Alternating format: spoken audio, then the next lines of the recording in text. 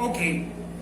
En Mateo capítulo 1, del versículo 18 al versículo 25, se nos habla del milagroso nacimiento que tuvo nuestro Señor Jesucristo. Para poder venir a salvarnos, Él tenía que tomar una forma humana, ¿verdad? Pero Él no nació como un ser humano común y corriente. Él no nació de un hombre y una mujer, sino que Dios usó el cuerpo de una mujer para que el Espíritu Santo engendrara al Hijo de Dios. Ahora, este nacimiento virginal, milagroso, que solamente podía ser logrado por Dios, es el cumplimiento de una profecía. En el versículo 22 dice: todo esto aconteció para que se cumpliese lo dicho por el Señor por medio del profeta cuando dijo: he aquí una virgen concebirá y dará a luz un hijo y llamará su nombre Emmanuel, que traducido es Dios con nosotros. Ahora, esta profecía se encuentra en el libro de Isaías capítulo 7, y es ahí donde vamos a estar desarrollando el mensaje de esta mañana. Ahora, fíjese bien, en Mateo capítulo 1 se nos dice que el nacimiento de Jesús es el cumplimiento de lo dicho por el profeta. Ahora, para que nosotros podamos entender bien el valor y el significado del cumplimiento de esa profecía, es bueno que nosotros vayamos al Antiguo Testamento y comprendamos qué significaba esa profecía cuando se dio originalmente. Por eso vamos a estar estudiando allí el capítulo de Isaías, número 7. Vamos a estar viendo desde el versículo 1 hasta el versículo 16. Ahora vamos a orar para desarrollar este mensaje. Señor Dios y amado Padre Celestial, yo quiero rogarte en este momento para que sea tu Espíritu Santo llenándome de entendimiento, llenándome de tu sabiduría, para poder compartir correctamente este mensaje. Gracias, Señor, por todos los hermanos que pueden estar presentes, y aún te pido, Señor, por los hermanos que no pueden estarlo, para que cuando se pueda pasar el video o el audio, puedan recibirlo también con un corazón dispuesto. Te lo rogamos en el nombre de tu Hijo amado Jesucristo. Amén. Ok. Hoy en día, para nosotros los cristianos, Emmanuel es el igual a Navidad. Emmanuel significa Dios con nosotros. Y hoy en día nosotros utilizamos Dios con nosotros para celebrar la Navidad. Pero cuando se dijo esta profecía en el Antiguo Testamento, ¿qué significaba el hecho de que Dios estaba con nosotros? Es lo que vamos a estar desarrollando en Isaías capítulo 7. Y vamos a comenzar con el versículo 1 y el versículo 2. ¿Qué ocurrió en Israel para que el Señor diera esta profecía? Capítulo 7, versículo 1 dice: aconteció en los días de Acaz, hijo de Jotam, hijo de Usías, rey de Judá, que Rezín, rey de Siria, y Peca, hijo de Remalías, rey de Israel, subieron contra Jerusalén para combatirla, pero no la pudieron tomar. Y vino la nueva a la casa de David, diciendo: Siria se ha confederado con Efraín. Y se le estremeció el corazón, y el corazón de su pueblo, como se estremecen los árboles del monte a causa del viento. Ahora, ¿cómo fue que esta profecía llegó al pueblo de Israel? Esta profecía llegó cuando Israel estaba dividida por una guerra civil.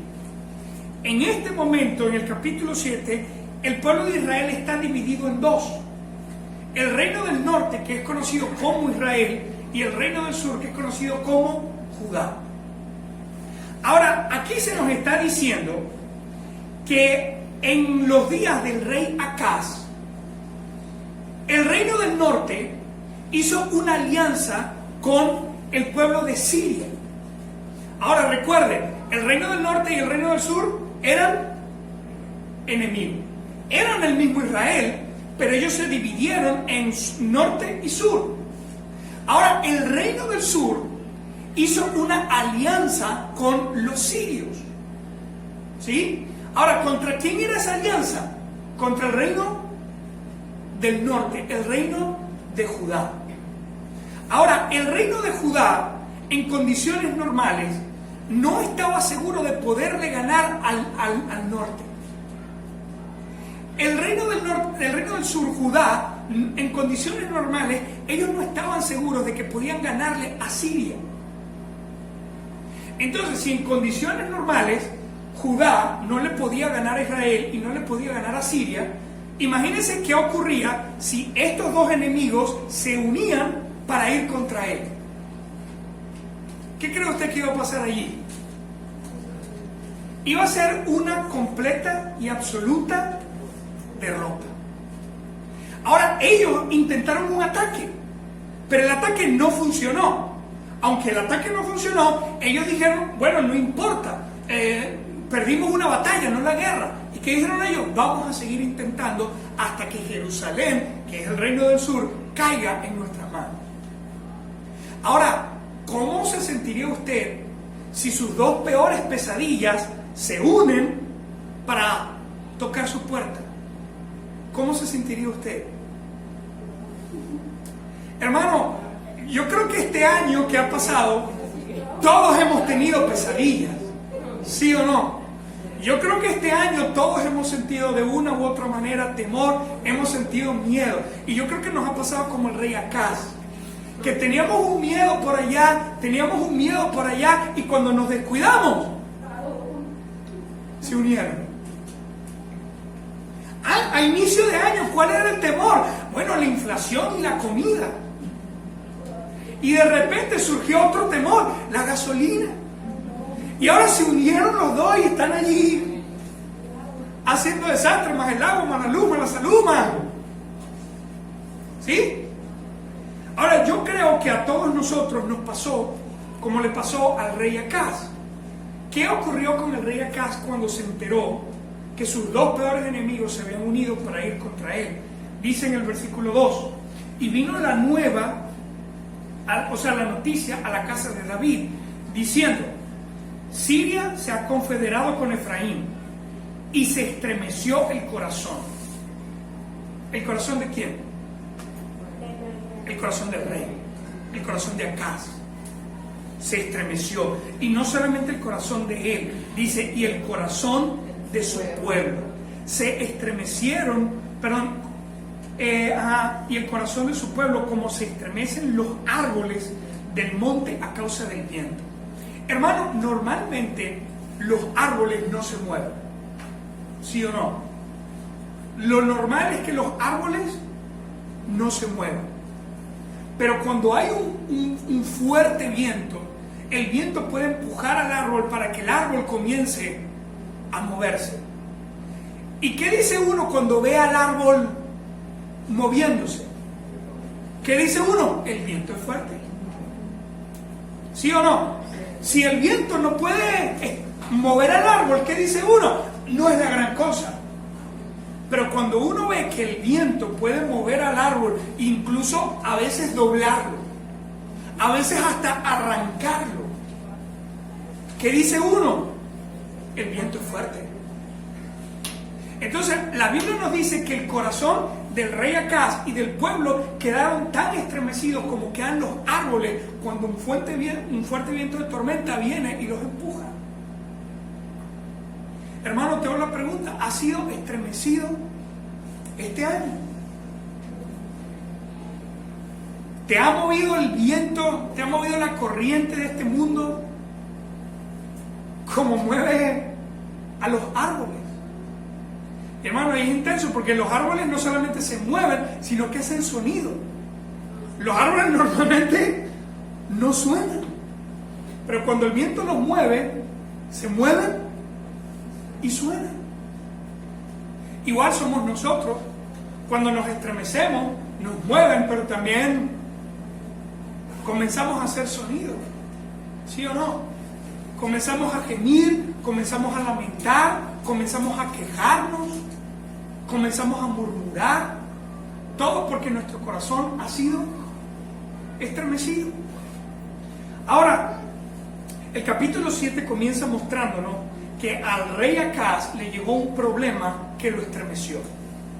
Pero al mismo tiempo, vamos a leer del versículo 3 hasta el versículo 7. Entonces dijo Jehová a Isaías, Dios hablándole al profeta, para que el profeta vaya y hable con Acaz. Sal ahora al encuentro de Acaz, tú y Sear-Jasub, tu hijo, al extremo del acueducto del estanque de arriba, en el camino de la heredad del lavador, y dile, guarda y repósate, no temas, ni se turbe tu corazón a causa de estos dos cabos de tizón que humean. Fíjense bien, a Acaz le dijeron, tus dos peores enemigos se unieron contra ti.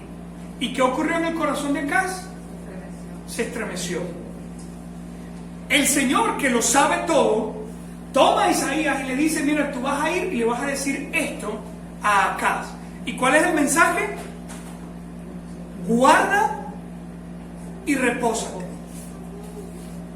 Hermano, qué tremendo las respuestas que a veces recibimos de Dios. Imagínense, dos enemigos militares que pueden entrar, destruir y arrasar con todo. ¿Y cuál es la respuesta de Dios? Guarda, repósate. Si la Biblia fuera venezolana, ¿qué dijera? Tranquilo, chicos, relájate. Tómatelo, bájale dos, tómatelo con soda. Este tipo de respuestas a veces humanamente nos puede hacer pensar como que Dios no entiende lo que nosotros estamos pasando. Porque cuando nosotros nos estresamos, nos preocupamos, nos angustiamos y de repente viene Dios y nos dice, guárdate, repósate. Hermano, yo estoy seguro que todos nosotros tenemos a alguien que cuando nos estresamos, nos preocupamos, nos asustamos, siempre hay alguien que se nos acerca y nos dice, pero no te preocupes, pero cálmate. ¿Y cómo estamos nosotros en ese momento? Hay gente que los mira y ajá. Y hay otros que reaccionan, pero ¿cómo me voy a calmar, chico? Si tú no ves lo que está pasando. Y de repente nos dicen, pero confía en Dios. Pero es que yo confío en Dios, pero tú no estás viendo lo que está pasando. No, pero vamos a orar. Y es que yo no he orado. Pero vamos a ver qué dice Dios en la Biblia. Mira lo que dice, guarda y repósate. ¿Cómo me reposo? Es tremendo, pero el Señor tiene buenas razones para decirle a Acaz, repósate. ¿Cómo ve Acaz su problema? Acaz lo ve como que mis dos peores pesadillas se han unido para destruirme. Pero ¿cómo ve Dios el problema de Acaz? Fíjese, versículo 4, lo que el Señor mandó a decir. Y dile, guarda y repósate, no temas. Y por cierto, hermano, ¿sabe cuál es la cura del temor? Según la Biblia, no temer. Cada vez que tenemos temor, ¿qué dice el Señor? No lo tengas. Si uno se pone a buscar, Señor, ¿cómo hago para perder el temor? Suéltalo. No lo temas. Pastor, estoy luchando con el temor. Bueno, no temas. Esa es la cura bíblica. Me gustaría decirle algo más profundo, pero ¿qué dice aquí? Guarda y repósate, no temas, ni se turbe tu corazón. Fíjese bien, ni se turbe, o sea, no se preocupe, no se agite, no se alborote, no se turbe tu corazón a causa de estos dos cabos de tizón que humean. ¿Qué está diciendo aquí? Aquí está hablando de dos cabos de tizón que humean. Para nosotros son dos pedazos de carbón. Hermano, Cuando el carbón está rojo así anaranjado, es porque está encendido. Y cuando está encendido es que sirve. ¿Sí o no? Cuando uno va a poner carne o... ¿Cuál es el carbón que sirve? El que está rojo, anaranjado, porque ese es el que produce calor. Pero cuando pierde ese brillo y lo único que sale de él es humo, ese carbón ya se apagó. Ese carbón ya no sirve. Lo único que queda de él es el humo. Fíjese, ¿qué le dice el Señor a Acaz de sus dos mayores grandes temores? Acá no te preocupes por eso, porque esos dos problemas que tú tienes son dos carbones que ya se apagaron. Y lo único que queda es humo saliendo de ellos. No le tengas miedo como si ellos estuvieran encendidos y pudieran venir y quemarte, venir y dañarte. ¿Qué dice el Señor? No temas. No se turbe tu corazón, porque son simple y llanamente dos carbones que se apagaron. Y lo único que queda de ellos es el humo. Hermano, yo he aprendido a que si me voy a preocupar por algo, tiene que ser preocuparse por algo que está pasando. ¿Sabe una cosa? A veces cometemos el error de preocuparnos por cosas que no están pasando. ¿Y sabes qué es el problema de preocuparse por cosas que no están pasando? Que a veces te desgastas, te preocupas y eso no pasa. Entonces, cuando te preocupaste, te estresaste y te das cuenta que no pasó, ¿cómo quedas? Como el tonto, hermano. ¿Por qué? Porque me estuve preocupando por algo que no llegó a ocurrir. No le estoy diciendo que no sea precavido. No le estoy diciendo que no sea prudente. No le estoy diciendo que si es la oportunidad de prepararse para algo, no se prepare. Hermano, si hay algo para lo que usted pueda preparar, prepárese. Pero acostumbre a preocuparse por cosas que realmente están ocurriendo. Porque de lo contrario, lo único que está haciendo es desgastándose de gratis. He aprendido a preocuparme por las cosas que realmente están pasando. Acaz estaba estremecido en su corazón y el Señor le dice: tú estás asustado por dos carbones que ya se apagaron y lo único que queda de ellos es el humo. Seguimos leyendo, dice: guarda y repósate, no temas, ni se turbe tu corazón a causa de estos dos carbones de tizón que humean, por el ardor de la ira de Rezín y de Siria y del hijo de Remalías. Ha acordado maligno consejo contra ti el sirio, con Efraín y con el hijo de Remalías, diciendo: vamos contra Judá y aterroricémosla, y repartámosla entre nosotros, y pongamos en medio de ella por rey al hijo de Tabeel. Por tanto, Jehová el Señor dice así: no subsistirá ni será. El Señor le está diciendo acá: yo sé lo que tus enemigos planificaron contra ti. Ellos planificaron venir, atemorizar la ciudad, vencerla, repartirla, incluso poner un rey puesto por ellos mismos. Pero eso es lo que ellos están pensando, eso es lo que ellos están planificando, no lo que Jehová de los ejércitos tiene en mente. No lo que Jehová de los ejércitos va a permitir, no lo que Jehová de los ejércitos va a hacer. ¿Qué va a hacer el Señor? El versículo 7 dice: por tanto, Jehová el Señor dice así: no subsistirá ni será. Fíjese la firmeza, la seguridad con la que el Señor dice: eso no va a pasar, eso no va a ocurrir, eso no va a ser. Señor, pero es que en las noticias todo el mundo está diciendo que sí. Señor, pero es que me llegó un audio, que ese audio es del primo de la tía de un guardia que está ahí. Hermano, no es lo que los seres humanos digan. Es lo que nuestro Señor dice. Los seres humanos no tienen control del futuro. Dios es el único que tiene control sobre el futuro. Y lo que Él nos dice del futuro es: confía, porque yo tengo cuidado de ti. Y yo me voy a asegurar de que tú lo logres, de que tú llegues, de que tú te mantengas, de que tú te sostengas.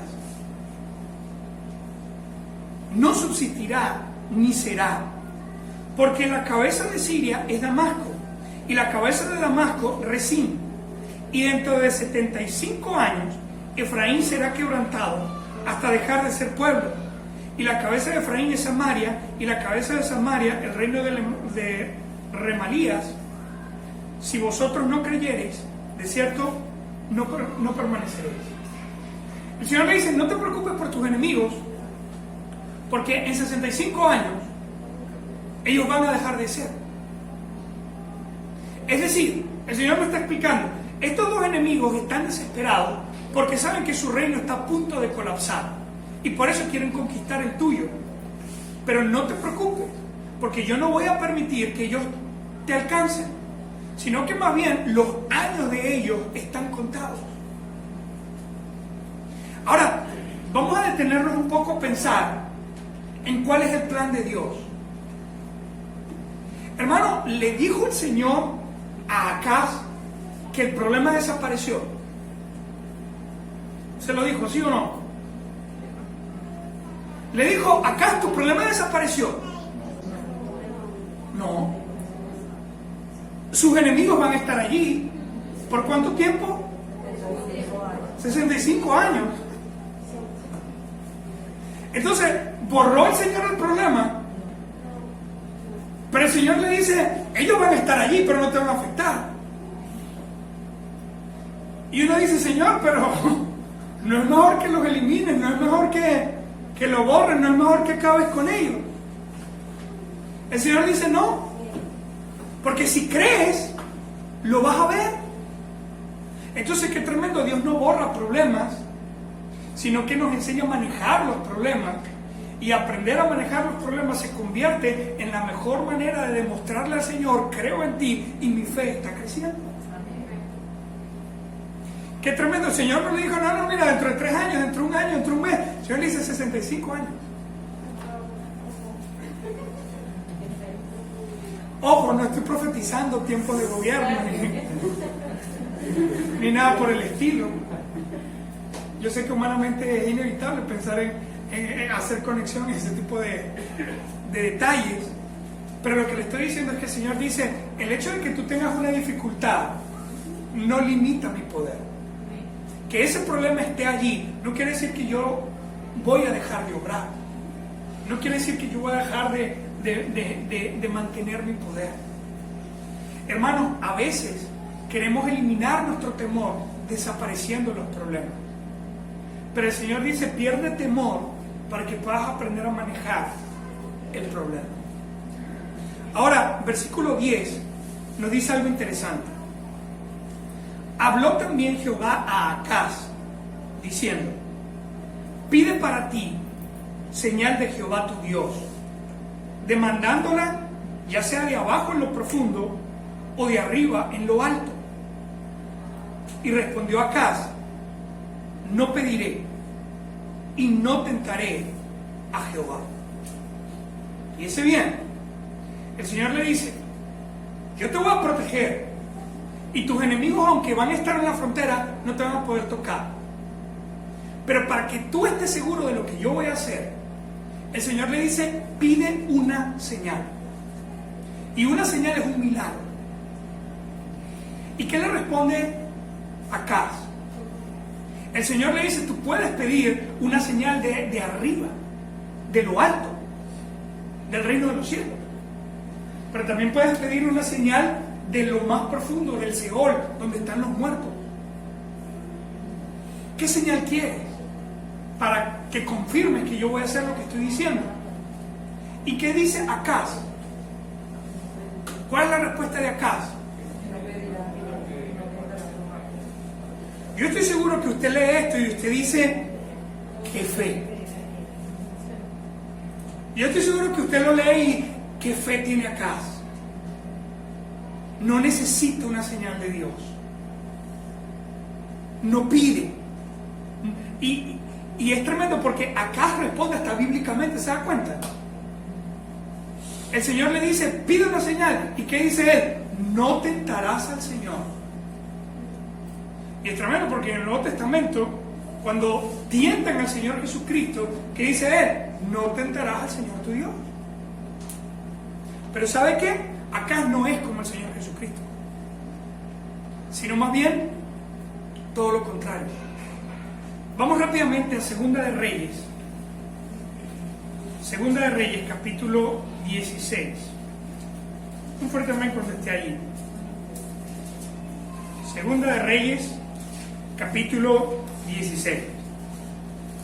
Fíjense bien quién era Acaz. Versículo 1. En el año 17 de Peca, hijo de Remalías, comenzó a reinar Acaz, hijo de Jotán, rey de Judá. Cuando comenzó a reinar Acaz era de 20 años y reinó en Jerusalén 16 años. Y no hizo lo recto ante los ojos de Jehová su Dios, como David su padre. Antes anduvo en el camino de los reyes de Israel y aún hizo pasar por fuego a su hijo, según las prácticas abominables de las naciones que Jehová echó de delante de los hijos de Israel. Asimismo, sacrificó y quemó incienso en los lugares altos y sobre los collados y debajo de todo árbol frondoso. ¿Qué nos está diciendo la Biblia de Acaz? Que era uno de los peores reyes de Israel. Cuando dice la Biblia que hizo pasar a su hijo por fuego, lo que nos está diciendo es que mató a su hijo para sacrificarlo a un ídolo. De manera que cuando el Señor le dice, pídeme una señal, el Señor no lo está tentando. Escúcheme bien, Gedeón pidió una señal y el Señor le dio dos. Josué pidió una señal y el Señor le dio una señal. Diferentes personajes bíblicos pidieron una señal y el Señor les dio señal. De manera que no es una prueba, no es una tentación, es la manera de ser del Señor.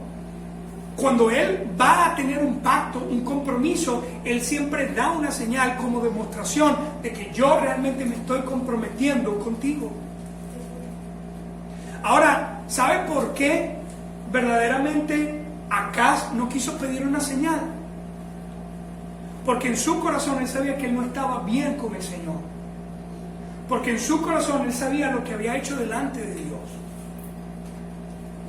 ¿Sabe qué? Tiene que estudiar un poco más Segunda de Reyes 16. Pero en Segunda de Reyes 16 nos dice que cuando Acaz se enteró de que sus dos enemigos se habían unido contra él, él tomó tesoro del templo de Jehová y fue y pagó a un rey para que lo protegiera. Así que, ¿sabe por qué? ¿Sabe por qué Acaz no quiere pedir una señal? ¿Sabe por qué él no se atreve a pedirle una señal a Dios? Porque él sabe que espiritualmente está mal. ¿Cómo le pido a Dios que me muestre su poder cuando yo acabo de pagarle a un rey impío para que me proteja? ¿Cómo le pido yo al Señor una demostración de su poder cuando yo en cada altar tengo una vela? ¿Cómo le pido yo al Señor, Señor, ayúdame, cuando yo entregué mi hijo a un ídolo? Hermano, es triste y lamentable, pero a veces nuestras pesadillas se hacen realidad. ¿Y qué es lo que surge en nosotros? El temor. Y triste y lamentablemente no podemos hacer lo que dice el Señor, guardarnos y reposar, porque sabemos que espiritualmente estamos mal. Qué triste y lamentable que lo que nosotros tememos se haga realidad y saber en ese momento que no tenemos un corazón limpio, que no tenemos manos limpias, que no tenemos una conciencia limpia para venir al Señor y clamar a Él para que Él responda a nosotros. Eso era lo que estaba pasando con Acaz. Hermanos, esta situación ha puesto a prueba la fe y el corazón de todos, de diferentes formas y maneras. Pero hoy en día vemos cristianos que dicen: el cielo y la tierra se pueden hacer pedazos, pero con todo y eso yo puedo seguir confiando en el Señor. Pero triste y lamentablemente hemos visto creyentes caer, porque en lugar de aferrarse a Dios, buscaron aferrarse a cualquier otra cosa en este mundo. En lugar de descansar bajo la poderosa luz de Dios, lo que están es aferrándose a carbones que ya lo único que le queda es el humo. Hermano, no sé cómo está usted espiritualmente, pero yo sé que si usted no se encuentra bien con el Señor, usted no va a tener la confianza, la tranquilidad de venir directamente a Él. Y triste y lamentablemente hay cristianos que prefieren alejarse del Señor y quedarse mal que venir a Él y limpiarse y arreglar cuentas y restituir y restaurar lo que se dañó. Acaz creía que él iba a quedar como el espiritual delante del profeta Isaías. Pero mire, el Señor hablaba con Isaías. Versículo 13. Dijo entonces Isaías: oíd ahora, casa de David. Él no está hablando nada más con Acaz. Él está hablando con la casa de David, es decir, con toda la familia del rey, con todos los príncipes, con todos los sirvientes, con toda la casa de David. Miren lo que les dice: oíd ahora, casa de David. ¿Os es poco el ser molestos a los hombres, sino que también lo seáis a mi Dios? ¿Os es poco el ser molestos a los hombres, sino que también lo seáis a mi Dios? ¿Sabe qué? Isaías le está diciendo, o sea, ustedes no solamente se conforman con dañarse los unos a los otros, ustedes también quieren venir y ofender a Dios. Ustedes se dañan entre ustedes, se ofenden entre ustedes y de paso quieren venir y ofender a Dios. El profeta Isaías estaba claro que Acaz lo único que tenía era una apariencia de temor, una apariencia de espiritualidad, pero no había verdadero espíritu en él. Es ahí cuando el profeta dice: por tanto, el Señor mismo os dará señal. He aquí que la Virgen concebirá y dará a luz un hijo, y llamará su nombre Emmanuel. Emmanuel en hebreo se dice Immanuel. Significa Dios con nosotros. Pero aquí está lo interesante. La profecía continúa: comerá mantequilla y miel hasta que sepa desechar lo malo y escoger lo bueno. Porque antes que el niño sepa desechar lo malo y escoger lo bueno, la tierra de los dos reyes que tú temes será abandonada. ¿Sabe qué? El Señor le dice a Acaz: no eres lo suficientemente sincero como para pedirme una señal. Pero aunque tú no eres sincero, yo sí soy fiel y firme. Y por eso te voy a dar una señal. La señal es que una virgen va a tener un hijo, y ese hijo es Emmanuel. Y antes de que ese niño se convierta en un adulto, tus dos enemigos van a desaparecer. Ahora, esta fue una profecía que se cumplió de dos maneras. La primera, al parecer, el profeta Isaías tuvo un hijo. El hijo no se llamaba Emmanuel. Si quiere, vamos a capítulo 8. Vamos a leer del versículo 1 al versículo 4. Me dijo Jehová, toma una tabla grande y escribe en ella con caracteres legibles tocante a Maher Salal Asbaz. Y junté conmigo por testigos fieles al sacerdote Urías y a Zacarías, hijo de Jeberquías. Y me llegué a la profetisa, la cual concibió y dio a luz un hijo. Isaías tenía una esposa, pero esa esposa murió. Luego se volvió a casar. Se casó con una profetisa. Y cuando se casó con ella, ella concibió y dio a luz un hijo. Ahora, y dice, y me llegué a la profetisa, la cual concibió y dio a luz un hijo. Y me dijo Jehová, ponle por nombre Maher Salal Asbaz. Porque antes que el niño sepa decir, Padre mío y Madre mía, será quitada la riqueza de Damasco y los despojos de Samaria delante del rey de Asiria. Es decir, ¿quién fue Emanuel? Emanuel fue el hijo de Isaías. Este niño nació, creció, y antes de que él dijera, Padre mío, Madre mía, el Señor eliminó a los dos reyes que eran los enemigos de Acaz. De manera que en el Antiguo Testamento, ¿qué significaba Emanuel? Significaba que Dios iba a dar una señal a través del nacimiento de un niño. Que ese niño naciera significaba que Dios de verdad iba a cumplir su palabra para liberar a su pueblo. Ahora, qué tremendo, porque luego, en ese tiempo Isaías vivió eso y él pensó que la profecía de Emanuel se había cumplido. Pero luego en el Nuevo Testamento, el Señor que había prometido salvación envía nuevamente a un niño. En el Antiguo Testamento la Virgen era una mujer que no había estado con otro hombre, pero ella perdió su virginidad para salir embarazada. Ahora en el Nuevo Testamento vemos a una mujer que realmente fue virgen, que no perdió la virginidad para tener un hijo. Ahora ese niño es la demostración de Dios de que lo que prometió se va a cumplir. No sé si lo enredé o sí, pero repasamos otra vez. ¿Qué era Emanuel en el Antiguo Testamento? Era una señal de Dios que a través del nacimiento de un niño, Él confirmaba que de verdad iba a cumplir su palabra, librando a su pueblo.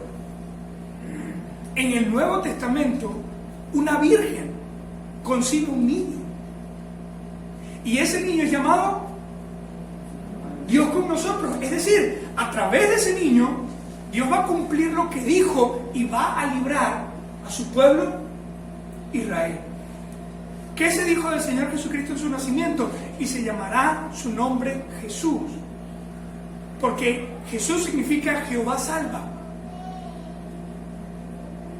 Jesús significa Jehová salva.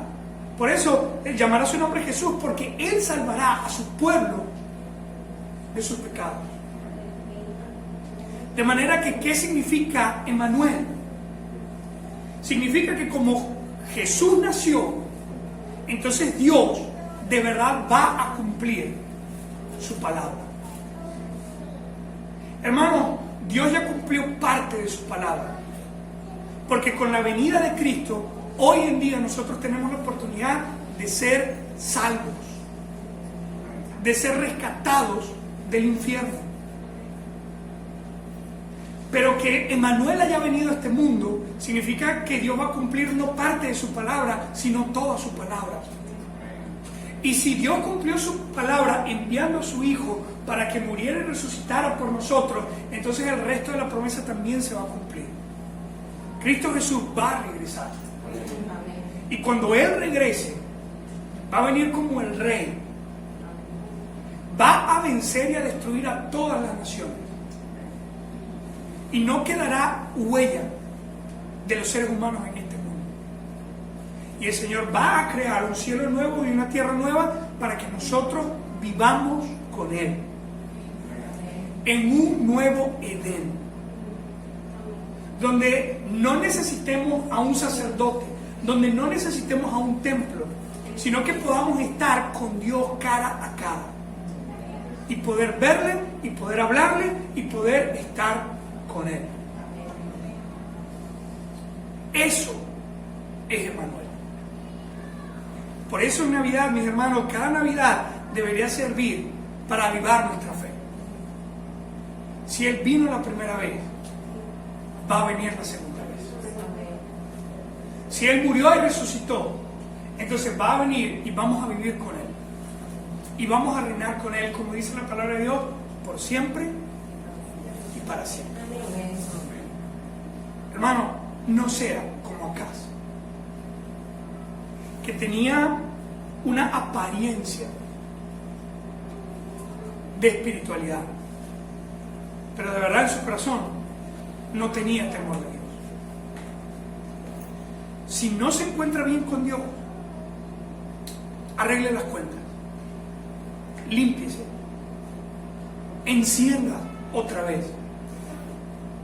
No sea un carbón que está humeando, sino deje que el Espíritu Santo lo encienda para que el fuego del Señor viva en usted. Nuestro Emmanuel ya vino y dentro de poco va a venir para terminar de cumplir los planes de Dios. Bendito sea nuestro Señor. Bendito sea nuestro Emmanuel.